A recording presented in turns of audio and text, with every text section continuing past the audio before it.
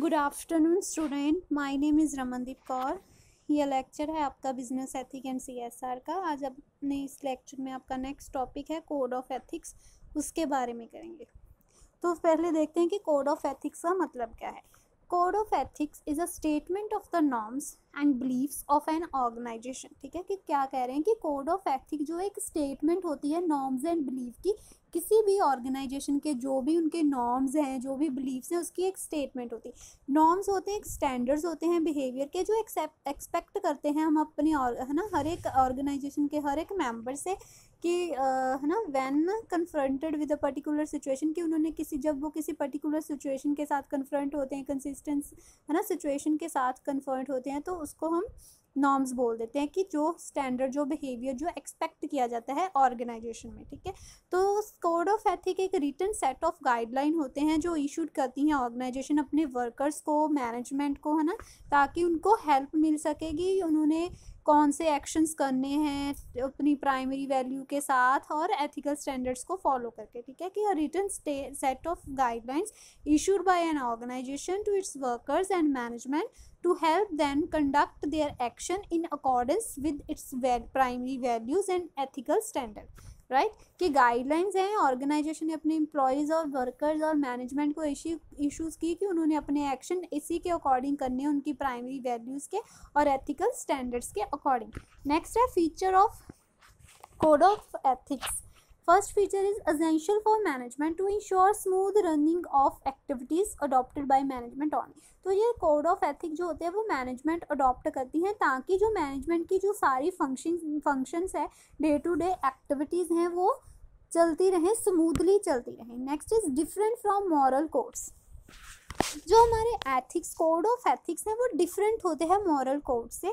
कि जो moral codes होते हैं वो होते हैं कि हमारी बिलीव्स, किसी भी पर्सन के बिलीव्स, है ना, सोच, उस बंदे की सोच, तो उसको हम मॉरल कोड्स बोल देते हैं। बट जो कोड ऑफ एथिक्स है वो एक रिटन स्टेटमेंट होती है। ठीक है, तो मैं इसकी आपको मैं एक एग्जांपल दे देती हूँ कि जैसे अब हमारा इंडिया है, हमारे इंडिया में अब भी जो सोसाइटी है वो मेल डोमिनेटिंग सोसाइटी है। यहाँ पर यही माना जाता है कि मेल जो है वो सारा कुछ कर सकते हैं, फिर लड़कियों को घर संभालना ही आना चाहिए, लड़कों, है ना, लड़के जैसे काम नहीं कर सकती वो। तो वो सिर्फ एक मॉरल कोड है। मॉरल जो वो लोगों की सोच है, ठीक है, वो उनके लिए, उनकी सोच के मुताबिक उनके लिए वो चीज़ सही है। बट अगर हम इस चीज़ को एथिकली देखें, एथिकली ये चीज़ गलत है, क्योंकि एथिक्स तो हमें ये सिखाते हैं कि हमने किसी के साथ डिस्क्रिमिनेट नहीं करना ना, डिस्क्रिमिनेशन नहीं करनी, हमने किसी के साथ कोई भेदभाव नहीं करना, मेल है फीमेल है सबको इक्वल राइट्स है।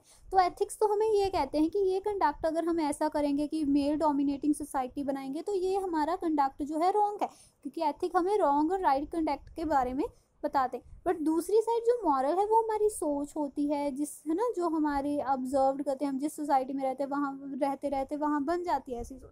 तो मॉरली ये चीज़ सही है कि उनकी सोच ऐसी है कि लड़के, है ना, लड़की लड़की में डिफरेंट, बट एथिकली ये चीज़ गलत है। इसलिए कोड ऑफ एथिक जो है वो डिफरेंट होते हैं मॉरल कोड से। Next is violation of ethical code can result in violation of law, right कि जो एथिकल कोड है अगर हम उनकी वॉलेटाइल, उनको तोड़ें, उनको ना माने, है ना, कोई भी हमने एथिक्स इसीलिए बनाया कि वो लॉ के द्वारा, है ना, दिया गया है। बट अगर हम वो एथिक्स को, उसको वॉलेटाइल करते हैं, उसका मिस यूज़ करते हैं, तो उसका मतलब यही होता है कि हमने कोई लॉ तोड़ा, हमने लॉ को फॉलो नहीं किया, राइट। नेक्स्ट है इसके एडवांटेजेस।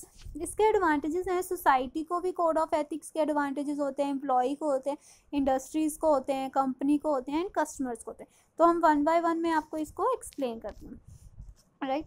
फर्स्ट है सोसाइटी। तो कोई भी कोड ऑफ एथिक्स क्यों बनाया जाता है, क्योंकि हमने सोसाइटी में लॉन्ग पीरियड के लिए सर्वाइव करना होता है ना। जो भी हम अपनी ऑर्गेनाइजेशन में एथिक्स फॉलो करते हैं वो हमें सोसाइटी की वेलफेयर के लिए होते हैं, कि हमने जो भी हमारी ऑर्गेनाइजेशन के लिए किया उसका मेन मोटिव तो यही होता है कि हमारी सोसाइटी, जिस सोसाइटी में हम रहते हैं, जिस सोसाइटी में हमारा बिजनेस है, वहाँ उनको, उनकी वेलफेयर के लिए हम कुछ कर सके। तो कोड ऑफ एथिक जो है वो सोसाइटी की अपलिफ्टमेंट, सोसाइटी की डेवलपमेंट में हेल्प करते हैं।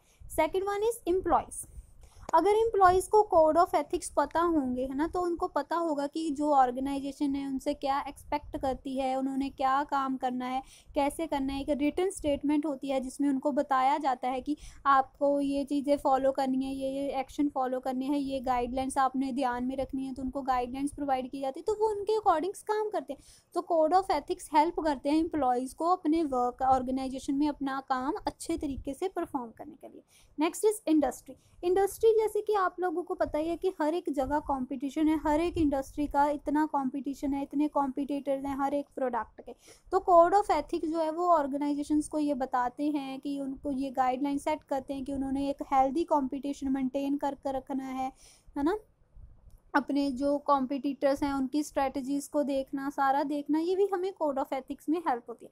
Next is company. कंपनी भी वही सेम इंडस्ट्री के साथ ही रिलेटेड है ये पॉइंट भी, ठीक है। तो आप इसको यही इधर ये एक पॉइंट भी बना सकते हैं इनको, और इसको अलग से भी आप एक्सप्लेन कर सकते हैं कि कंपनी में भी अगर आपको सारा गाइडलाइंस पता है, ठीक है, सारे एम्प्लॉयज़ अपना काम कर रहे हैं, उनको अपनी गाइडलाइन पता है, मैनेजमेंट वाले बंदों को अपनी गाइडलाइन पता है, तो अगर वो उसी अकॉर्डिंग काम करेंगे तो वो उनकी जो कंपनी है उनकी मार्केट में एक गुड रेपुटेशन बनकर रहेगी, उनकी गुडविल इंक्रीज होगी मार्केट में अगर वो कोड ऑफ एथिक्स को फॉलो करते हैं। Next is customers.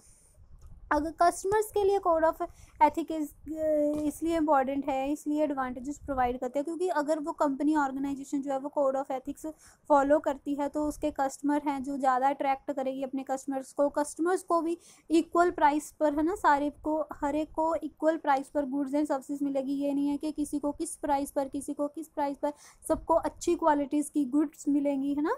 तो अगर कोड ऑफ एथिक्स वो फॉलो करते हैं, क्योंकि code of ethics guidelines provide करते हैं कि ये आपने ये काम ऐसे करना है। तो सारी कोड ऑफ एथिक्स में हमें बताया जाता है कि ये जो प्रैक्टिसेस हैं ना, अनफेयर प्रैक्टिसेस हैं वो गलत हैं, है ना। हमने अपने क्वालिटी प्रोडक्ट जो प्रोवाइड करने हैं, ये चीज़ राइट है, ये रॉन्ग है। तो ये सारा हमारे कोड ऑफ एथिक्स हमें एडवांटेजेस प्रोवाइड करते हैं, सोसाइटी को भी, एम्प्लॉयज़ को भी, कंपनी को भी, और हमारे कस्टमर्स को। तो होप क्लास आपको ये लेक्चर समझ आया होगा। अगर आपको फिर भी कोई प्रॉब्लम है तो आप मुझसे कॉन्टैक्ट कर सकते हो। Thank you class.